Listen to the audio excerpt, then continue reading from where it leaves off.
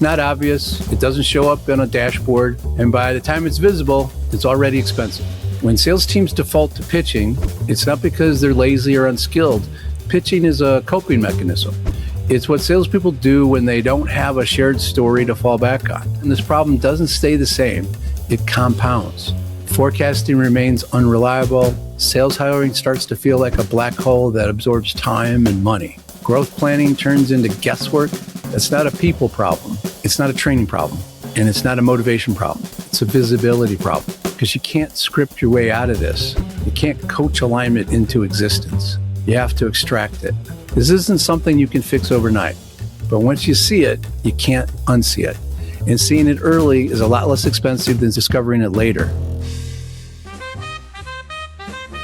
Welcome to Sales and Cigars, the podcast for entrepreneurs where the only smoke we blow is cigar smoke. I'm your host, Walter Crosby with Helix Sales Development.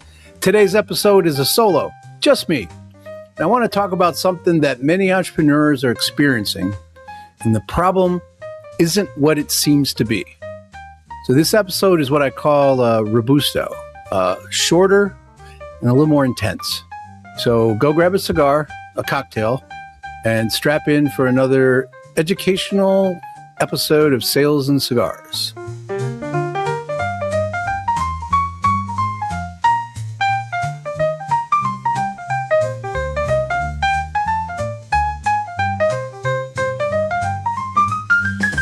So most CEOs don't think they have a sales messaging problem. They think they have a sales hiring problem or a sales performance problem, or maybe a sales pipeline problem. And that makes sense. Those are things that you can see. But the sales problem that causes the most damage is one you don't realize you have. It's not obvious. It doesn't show up on a dashboard. And by the time it's visible, it's already expensive. I want to talk about today is the kind of sales problem that hides behind experience, confidence, and good intentions. Because it isn't about bad salespeople. In fact, it usually shows up when the sales team is experienced. Salespeople sound confident. They say reasonable things. Deals move forward until they don't. And when they don't, leaders often say the same things. We should have won that deal. That deal just stalled. I don't really know what happened. That's the moment this problem starts to matter. And here's the pattern. When sales teams default to pitching, it's not because they're lazy or unskilled. Pitching is a coping mechanism. It's what salespeople do when they don't have a shared story to fall back on. So they compress, they explain, they justify, they push forward. Pitching feels productive. It feels like they're making progress. What it actually does is collapse context. And when context collapses, buyers are forced to interpret meaning on their own. That's when where there's false momentum comes from. Deals look like they're moving, pipeline feels full.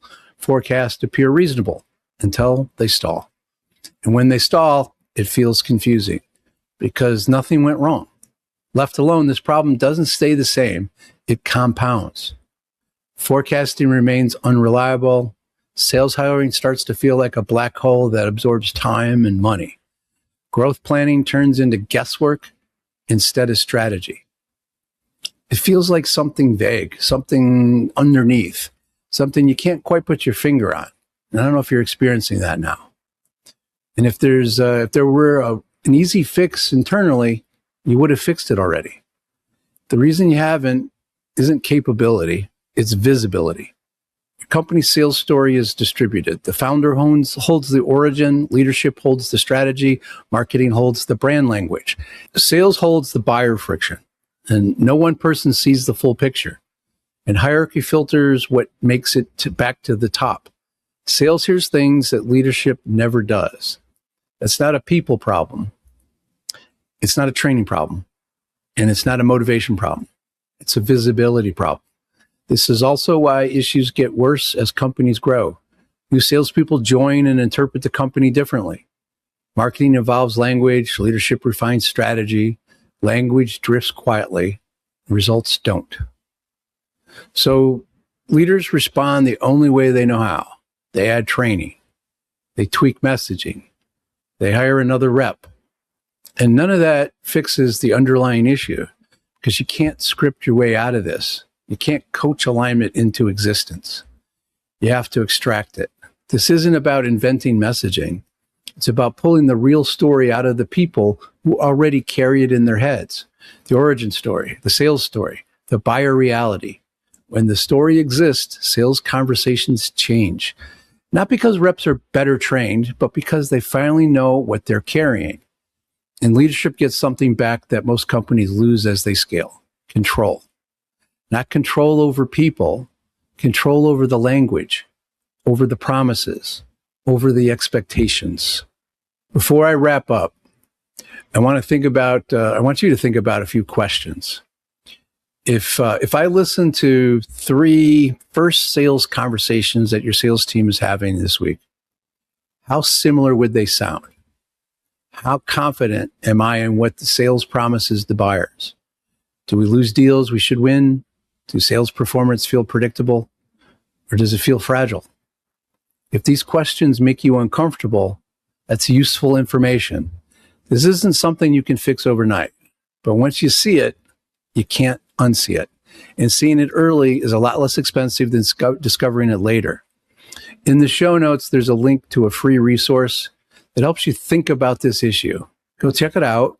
It's a quick little ebook that's pulled together as a flip book. The idea is it will give you a little bit more information, a little bit more context. I want you to try to think about this issue differently and realize that it's an underlying problem and we've been trying to fix the wrong things. Think about it as a doctor, and you go to the doctor because your knee hurts, and the doctor doesn't immediately start with let's do surgery on your knee.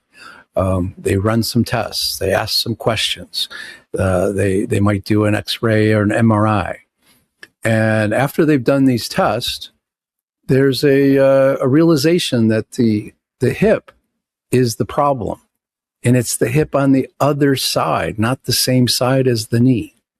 And that hip, when it's fixed, solves the problem in the knee. And everything goes back into balance. That's what we're talking about here, fixing the underlying problem. So I think this is something that you can start to investigate. Ask your salespeople. Go listen to some calls. Ask your salespeople how they navigate the buyer's journey. What are they talking about? And if they're defaulting to pitching, you have a problem. Check out the show notes. Happy to have a chat. Hope this helps. Thanks.